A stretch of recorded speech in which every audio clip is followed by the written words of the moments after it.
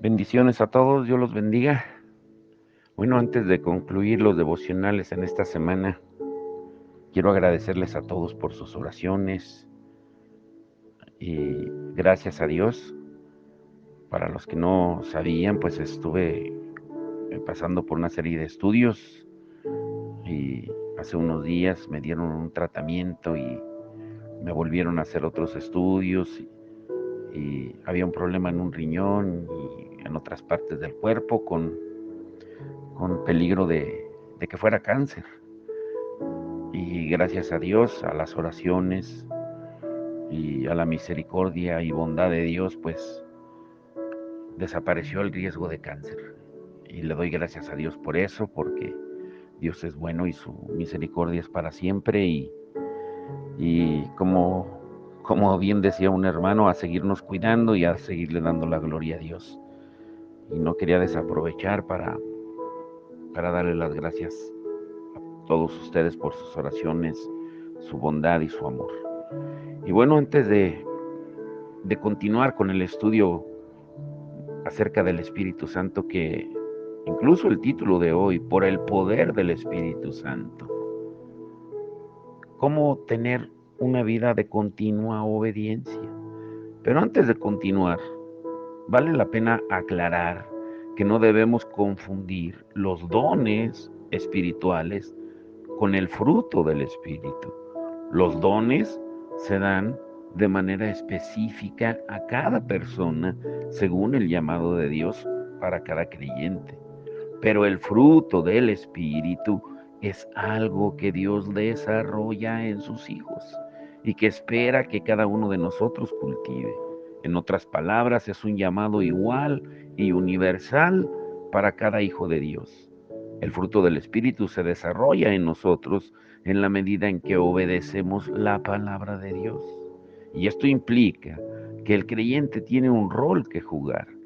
Es la misma obediencia la que va debilitando los deseos de la carne que combaten contra nuestra alma, como dice Primera de Pedro 2:11.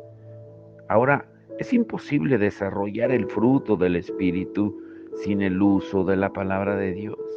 Como ayer hablábamos, depende de lo que nos estemos alimentando, o como Jesús lo dijo en Juan 17:17. La palabra es la semilla, nosotros somos la tierra y el Espíritu Santo es el jardinero. Las circunstancias de la vida a menudo son el abono que sirve para desarrollar el fruto del Espíritu, en la medida en que el Espíritu de Dios usa esas oportunidades para obrar en nosotros. Somos la tierra donde el fruto crece. La condición de esta tierra puede ser muy fértil o puede ser de mala calidad. Un creyente sumiso, humilde y obediente es tierra fértil para que crezca el fruto. Un creyente orgulloso, testarudo, necio, desobediente es una tierra de mala calidad para que el fruto crezca. Y así podemos ver que nuestra santificación es un trabajo del Espíritu de Dios, pero que va de la mano con nuestras obras de obediencia. Ahora, número uno, la necesidad de desarrollar el fruto del Espíritu. Necesitamos aprender a ver el fruto del Espíritu como un regalo de Dios para vivir de una mejor manera la vida que Cristo compró para nosotros. No cultivar el fruto del Espíritu es despreciar lo que Dios ha querido regalarnos. Y sin ese fruto, su carga no es ligera y su yugo no es fácil, como dice Mateo 11:30. Más bien, en ausencia del fruto del Espíritu, los mandamientos de Dios son difíciles, como lo dice Primera de Juan 5:3, que es como la mayoría lo siente. En cambio, desarrollar el fruto del Espíritu en nosotros glorifica y complace a Dios. Recordemos las palabras de Cristo. En esto es glorificado mi Padre, en que den mucho fruto, en Juan 15:8. Y no podemos vivir el Evangelio en la vida diaria sin el fruto del Espíritu. Y ese fruto es el resultado de la llenura del Espíritu. A su vez, la llenura del Espíritu es el resultado de una vida rendida a nuestro Dios y de una vida inmersa en su palabra. Es imposible vivir una vida de sometimiento separados de la palabra. Y sin una vida rendida completamente a Dios, no puede haber llenura del Espíritu. Y sin llenura, no podemos tener el fruto del Espíritu. Y sin ese fruto, no podemos vivir el Evangelio. En otras palabras, el Evangelio es un mensaje, pero ese mensaje tiene que cobrar vida en nosotros. Y cuando eso sucede, Dios es complacido. Y cuando Dios se complace, Dios sopla su espíritu sobre nosotros. Y es ese espíritu el que produce el fruto que Pablo describe en Gálatas 5, 22 y 23. Dios nos regaló el fruto del espíritu para poder relacionarnos vertical y horizontalmente. El diablo ofrece también el fruto prohibido, pero todos los días, como lo hizo con Adán y Eva. Pero tú decides, como hablábamos ayer, qué fruto comer. La realidad es que un cristiano no puede amar a Dios sin el fruto del Espíritu. No puede amar a su hermano sin el fruto del Espíritu. No puede tener madurez espiritual sin el fruto del Espíritu. No puede ser un buen padre o una buena madre sin el fruto del Espíritu. No puede ser un buen cónyuge sin el fruto del Espíritu. No puede ser un buen pastor sin el fruto del Espíritu. No puede ser un buen hermano o hermana en la fe o aún biológicamente sin el fruto del Espíritu. De hecho,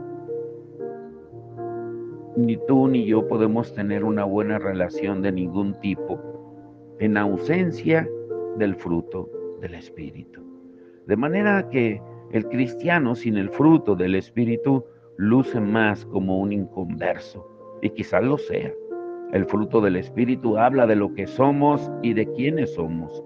Somos discípulos de Cristo, y el fruto del Espíritu en nosotros es la evidencia. Eso es lo que somos.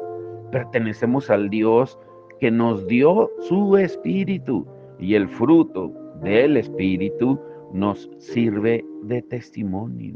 Eso habla de quiénes somos y a quién le pertenecemos. Y como ya hemos mencionado, Cristo dijo que los falsos maestros serían conocidos por sus frutos en Mateo 7:16. Del mismo modo, son nuestros frutos los que testifican de nuestra conversión. Por eso Jesús, cuando él dijo más adelante en Mateo 7:20 en adelante, de que por sus frutos los conoceréis, que no todo el que me dice Señor, Señor, entrará en el reino de los cielos, porque en aquel día muchos dirán, en tu nombre predicamos, en tu nombre echamos fuera demonios, en tu nombre hicimos milagros, en tu nombre, en tu nombre. Sí, lo hicieron bien en su nombre, pero jamás mostraron el fruto del Espíritu. Dios siempre va a respaldar su palabra, pero lo que nos da nuestra seguridad, nuestra autenticidad delante de Él, son los frutos, no el poder. Por otro lado, tenemos que ser cuidadosos al no confundir el fruto del Espíritu con los que otros han llamado falsificaciones de su fruto. Pudiera ser falsificado como se falsifican los billetes de banco y pasar por verdadero a menos que alguien tenga la experiencia necesaria para distinguirlos. El amor ágape, el amor incondicional de Dios, podría confundirse con el amor interesado, donde el que ama lo hace porque necesita a la otra persona y no porque quiera dar de sí mismo. El gozo puede ser fingido y ser más aún un emocionalismo porque las circunstancias nos favorecen. La paz puede ser más bien una falta de decisión por inseguridad o inactividad por pereza. La paciencia a menudo puede tener más que ver con conformidad o temor de hacer lo que se debe hacer. La benignidad quizá es más bien flojera o falta de carácter, y la bondad pudiera ser enmascarada y ser en realidad una actitud que adoptamos para obtener un beneficio del otro.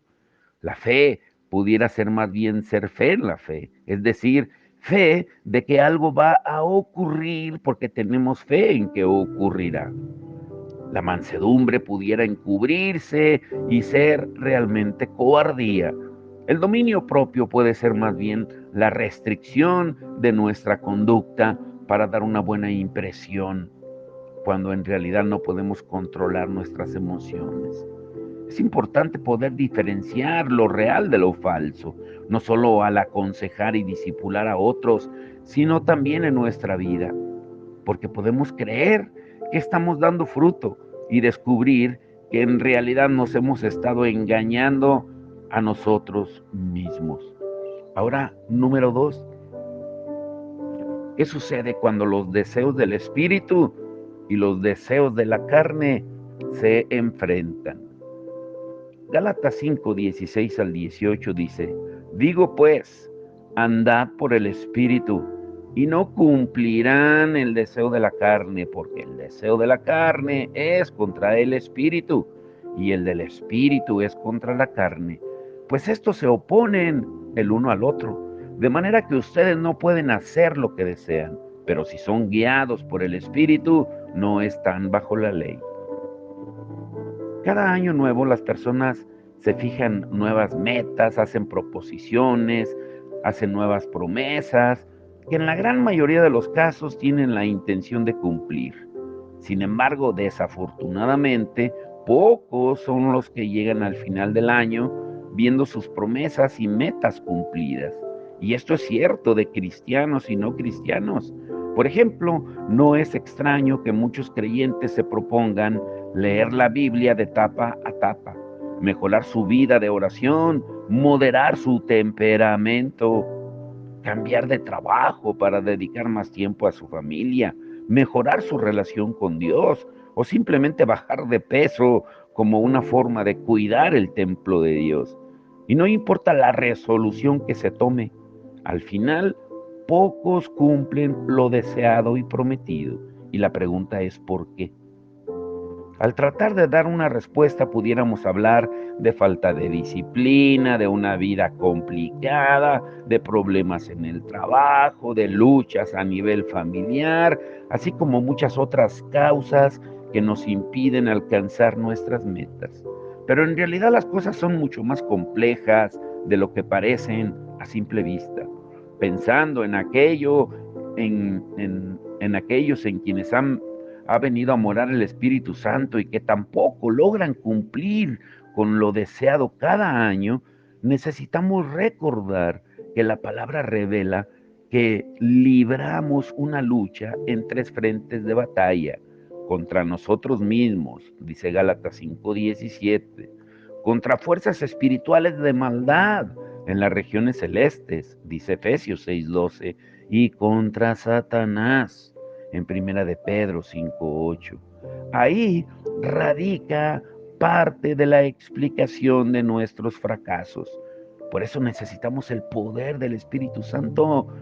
Y en este estudio me gustaría que nos centráramos en una sola lucha, que es la peor de todas. Y se trata de la lucha que libramos contra y dentro de nosotros mismos.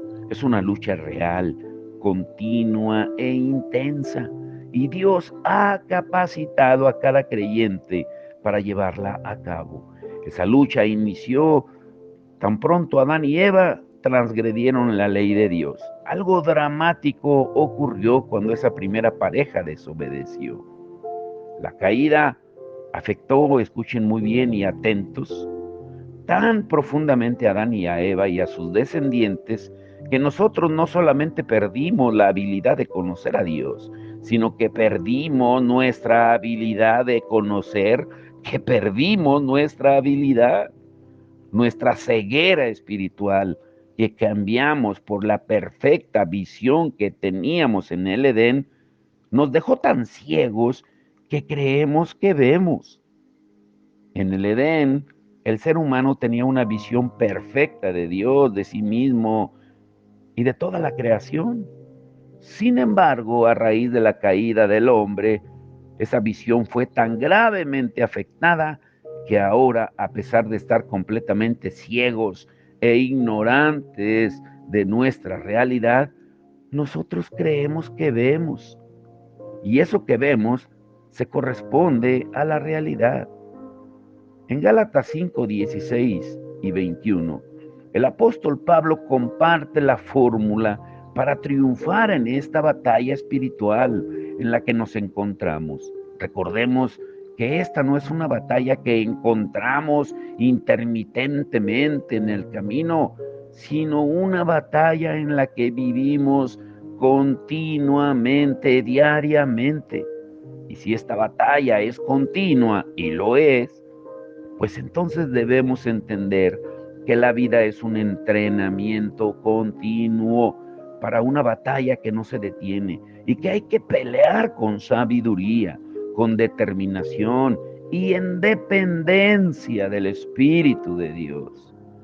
Los Gálatas, como nosotros, necesitaban entender esa realidad y por eso Pablo les escribió diciendo en Gálatas 5, 16 al 21, digo pues, anden por el Espíritu y no cumplirán el deseo de la carne, porque el deseo de la carne es contra el Espíritu y el del Espíritu es contra la carne, pues estos se oponen el uno al otro, de manera que ustedes no pueden hacer lo que deseen. Pero si son guiados por el Espíritu, no están bajo la ley. Ahora bien, las obras de la carne son evidentes, las cuales son inmoralidad, impureza, sensualidad, idolatría, hechicería, enemistades, pleitos, celos, enojos, rivalidades, disensiones, herejías, envidias, borracheras, orgías y cosas semejantes, contra las cuales les advierto, como ya se los he dicho antes, que los que practican tales cosas no heredarán el reino de Dios. En aras de hacer mucho más entendible este pasaje bíblico, definamos o aclaremos desde el principio ciertos términos con los que algunos pudieran estar muy familiarizados y otros no tanto. En esencia, nos gustaría referirnos a dos términos, el espíritu y la carne. Cuando Pablo menciona el espíritu en este texto, se está refiriendo al Espíritu Santo que mora en nosotros. Por eso la palabra espíritu comienza con la letra mayúscula. De manera que la batalla entre el espíritu y los deseos de la carne ocurre exclusivamente en los creyentes, en quienes mora el Espíritu de Dios, como ya hemos dicho. El otro término que vale la pena definir es carne, un concepto que requiere un poco más de explicación. En el griego, la palabra traducida como carne es sarx, y esta tiene múltiples significados. Según el contexto en el que aparece en el idioma original, la palabra sarx aparece unas 147 veces en el Nuevo Testamento y el 75% de las veces el término es usado por Pablo y se usa para referirse a diferentes aspectos de nuestra naturaleza, porque a veces se refiere al cuerpo, a la tierra, a lo terrenal, a la carne o a algo carnal, a la vida, al hombre, al ser humano, a la personalidad. Ahora bien, en el sentido en que estamos usando el término, aquí la palabra carne hace referencia a nuestra naturaleza caída, con sus pecados y deseos remanentes que continuamente nos hacen tropezar e incluso caer. Por eso vamos a compartir 3 puntos de enseñanza, no sé si los terminemos hoy, derivados del pasaje de Gálatas 5, 16 al 21, que son esenciales para triunfar en nuestra lucha continua contra la carne de este lado de la eternidad. Escucha muy bien, muy atento. Número 1, la fórmula para no tropezar o caer en la carrera. Pablo dice en Gálatas 5:16, digo pues, anden por el Espíritu y no cumplirán el deseo de la carne. Al traducir este texto, algunos hablan de caminar en el Espíritu o vivir en el Espíritu, porque la idea de andar es la misma que la de vivir. La palabra traducida como anden es peripateo en el original, que es un imperativo presente. La forma imperativa del verbo nos deja ver que esto no es una opción, y la forma presente nos indica que esta forma de vivir debe ser continua. En otras palabras, los cristianos tenemos una obligación continua de andar o caminar en el Espíritu. Esa es la única garantía para no tropezar y mucho menos caer en la carrera, porque si andamos en el Espíritu, no saciaremos los impulsos pecaminosos de la carne. Hay dos formas en que el cristiano puede caminar en la vida. Podemos rendirnos a la voluntad de Dios y caminar guiados por su Espíritu, o podemos vivir conforme a los impulsos pecaminosos de la carne. Necesitamos hablar de ambas formas de caminar en la vida para entender lo que realmente significa andar en el Espíritu. Y, y te pregunto, ¿qué significa andar en el Espíritu? Vivir o andar en el Espíritu implica rendir nuestra mente, corazón y voluntad al control del Espíritu de Dios. Cuando esa rendición se da, el Espíritu comienza a cambiar nuestra forma de pensar, de hablar, de actuar, de valorar a las personas y las circunstancias, de respetar y cuidar a los demás, ver la vida, exigir o demandar, perdonar o pedir perdón, y nuestra forma de someternos a la autoridad. Y todo esto se traduce en un estilo de vida muy diferente a como el mundo piensa, siente y actúa. El Espíritu nos empodera para hacer morir los deseos de la carne. Nos da poder para ayunar la carne con todos sus deseos hasta sofocarla. Esa responsabilidad recae sobre nosotros porque hemos sido empoderados para hacer tal cosa. En otras palabras, nuestra santificación no es pasiva, es nuestra responsabilidad llevar cautivo todo pensamiento a los pies de Cristo, como dice 2 Corintios 10:5, y obedecer la palabra de Dios mientras nos rendimos al control del Espíritu que vive en nosotros. Es nuestra responsabilidad hacer uso de la iluminación que Él provee para entender su palabra y, una vez entendida, ponerla en práctica. Asimismo, es nuestra responsabilidad hacer uso del querer y el hacer que el Espíritu pone en nosotros para no obedecer las obras de la carne. Cuando desobedecemos, estamos ignorando la guía del Espíritu, los impulsos del Espíritu, los frenos del Espíritu, la sabiduría del Espíritu, los recordatorios del Espíritu, las advertencias del Espíritu. Incluso negamos el poder del Espíritu que mora en nosotros. Al desobedecer, la única razón por la que un cristiano no hizo lo que debía hacer es porque en su interior hubo un enfrentamiento entre lo que su naturaleza pecaminosa deseaba hacer y lo que el Espíritu de Dios quería que esa persona hiciera. Y él o ella permitió que la carne ganara la batalla.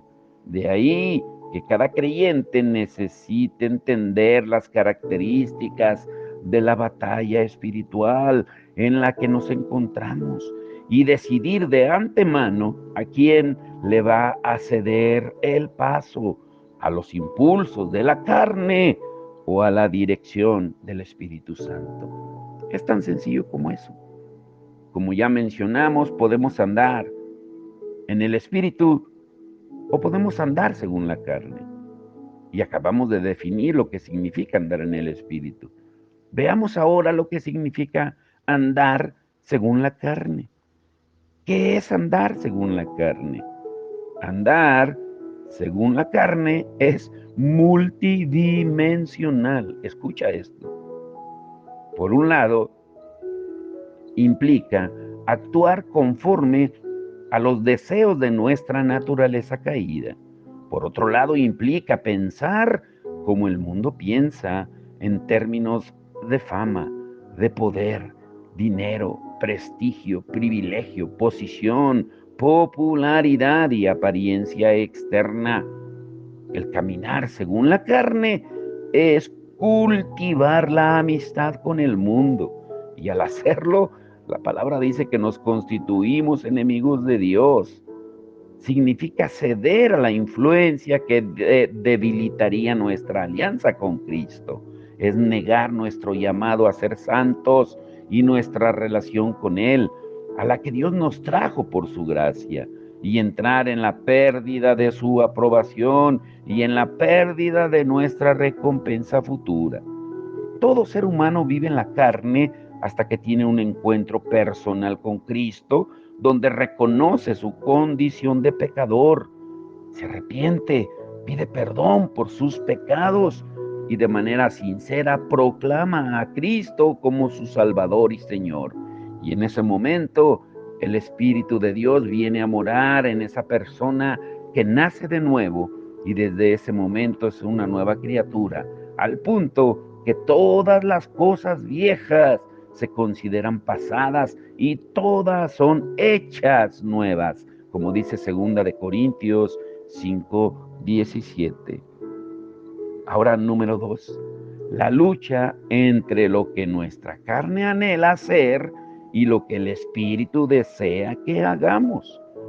Gálatas 5:17 dice, porque el deseo de la carne es contra el Espíritu y el del Espíritu es contra la carne, pues estos se oponen el uno al otro, de manera que ustedes no pueden hacer lo que deseen.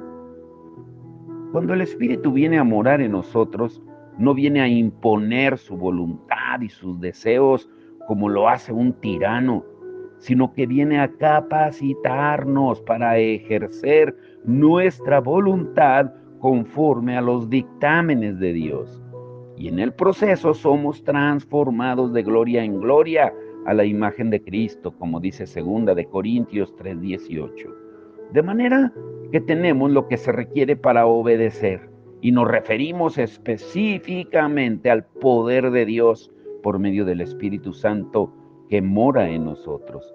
Pero al mismo tiempo tenemos lo que se requiere para desobedecer y nos referimos a la presencia de la naturaleza caída que permanece con nosotros con deseos pecaminosos. Estos deseos son extremadamente poderosos y complacientes del yo pienso, del yo siento, del yo quiero. Y además son contrarios a la ley de Dios. Y esto a menudo resulta en que en lugar de ceder nuestra voluntad a los deseos del Espíritu, terminamos cediendo nuestra voluntad a los deseos de la carne. Y sin duda la carne es nuestro mayor problema. La pregunta es, ¿por qué?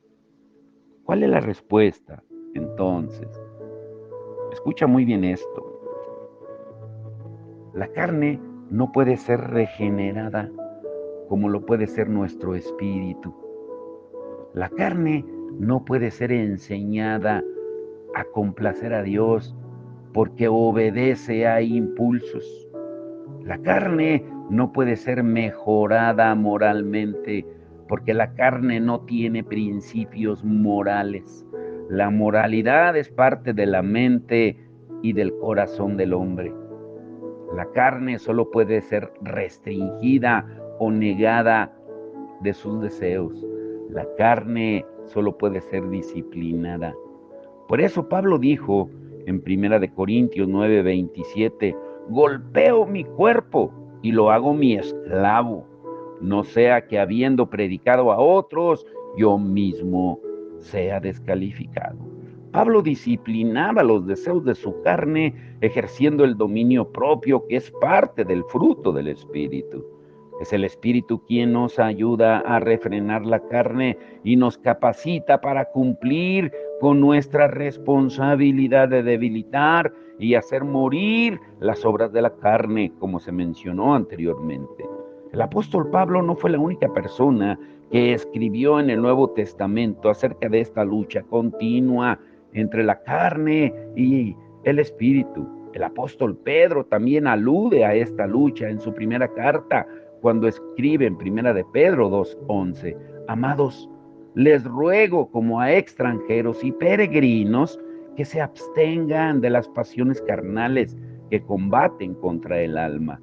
La palabra combaten hace referencia a una lucha o guerra entre dos personas o ejércitos. El lenguaje utilizado por Pedro no es casual, ni fue seleccionado al azar. Escuchen muy bien, esta es una parte muy importante que debemos de entender. Grábenselo muy bien. Necesitamos entender esa parte muy bien de lo que quiere decir Pablo. El Espíritu de Dios lo movió a usar ese término para transmitir la idea de que la lucha que tenemos no es sencilla ni ligera. Se trata de un combate que tal vez no sea bélico o una pugna interior sino una pugna interior entre nuestra carne y el espíritu, como leemos en Gálatas 5:17. Pero lamentablemente es la lucha constante que tenemos en nuestro interior. Tenemos esa lucha que está peleando en nuestro interior diariamente y tenemos que entender que la vamos a librar todos los días, queramos o no queramos, nos guste o no nos guste. Lamentablemente, esa lucha constante entre los deseos de la carne y los deseos del alma nos impide tener una comunión íntima con Dios. Y de ahí la necesidad de reducir la intensidad de esta lucha, sometiendo nuestra voluntad a la guía del Espíritu, para que nos ayude a no ceder a los impulsos de la carne. Si no nos proponemos cultivar nuestra dependencia del Espíritu, la lucha será tan intensa que le restará calidad a nuestra comunión con Dios. En Gálatas 5:18, quédate con esto. Pablo enfatiza la necesidad y la bendición de ser guiados por el Espíritu de Dios. Dice, pero si son guiados por el Espíritu, no están bajo la ley. El que es guiado por el Espíritu está bajo el efecto de gracia que Cristo inauguró y no bajo el pacto de la ley de Moisés. Los falsos maestros en las iglesias de Galacia estaban confiando en la posibilidad de cumplir la ley de Moisés por sus propios esfuerzos. Sin embargo, la realidad es que aunque tenemos el Espíritu morando en nuestro interior, somos incapaces de cumplir la ley de Moisés debido a la presencia de la naturaleza pecaminosa que todavía ejerce una poderosa influencia sobre nosotros, llevándonos a pecar de manera recurrente.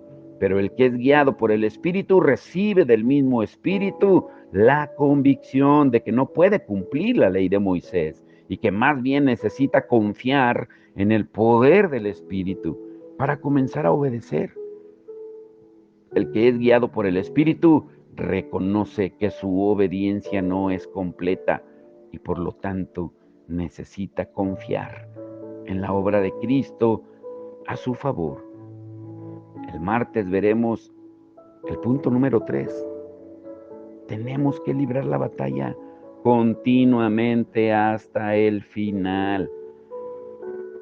Pero de verdad entendemos cuando el Espíritu nos guía, cuando el amor testifica de la obra del Espíritu de Dios en nosotros. La semana que entra estarán los devocionales. hermosos, poderosos para liberarnos de tanta mentira que hemos creído. Pero, ¿qué veremos el domingo? El domingo estaremos viendo mayordomos, administradores guiados por el Espíritu Santo. ¿Qué es una mayordomía guiada por el Espíritu? Y te quiero dejar solamente con una pregunta. Todo lo que requiere el Evangelio, ¿qué es? Solo requiere dos cosas. Escucha bien esto, te la volveré a repetir. Todo lo que requiere el Evangelio, ¿qué es? Y solo requiere dos cosas. Pero ¿cuáles son esas cosas? ¿Cuáles son esas cosas? Vamos a orar y a darle gracias a Dios por lo que Él hará también el día de mañana en el encuentro de jóvenes en Santa Rosa de Lima, lo que hará el domingo en el servicio, en los servicios en todo el mundo, donde es glorificado su nombre, lo que hará el próximo viernes en el hospital de Valle de Santiago y lo que seguirá haciendo cuando glorificamos su nombre. Padre, en el nombre de Jesús te damos todo el honor y la gloria. Gracias, Señor, porque tú eres el único que sanas. Tú eres el único, Señor. Tú le has dado sabiduría a los médicos, pero quien tiene la última palabra eres tú. Por eso hoy te agradezco personalmente, Señor, por la salud, no solo mía, sino de nuestros hermanos que están escuchando, que están pasando problemas también. Y como tu palabra nos enseña, solo hay 3 causas de enfermedad: por descuido propio, porque el diablo ataca y porque tú te quieres glorificar. Pero a final de cuentas, sea cual sea, cuando hay un verdadero arrepentimiento y un clamor hacia ti, tú respondes y tú sales glorificado y exaltado. Y te damos la gloria por eso, Señor. También te damos la gloria por lo que tú vas a hacer mañana con los jóvenes en Santa Rosa de Lima, Señor, por lo que tú vas a hacer en cada servicio donde es exaltado y adorado tu nombre, Señor. Por esa celebración del Día del Padre, Señor, como ayer yo lo veía de esa manera, me adelantaste mi regalo del Día del Padre, Señor, por lo cual te doy toda la gloria y toda la honra, y que tú te sigas exaltando y glorificando en todo y por todo. Y como dice tu palabra en Colosenses 3:23, que todo lo que hagamos, sea de palabra o de obra, sea para ti y no para el hombre. Te damos todo el honor y la gloria en el nombre de Jesucristo. Amén y amén.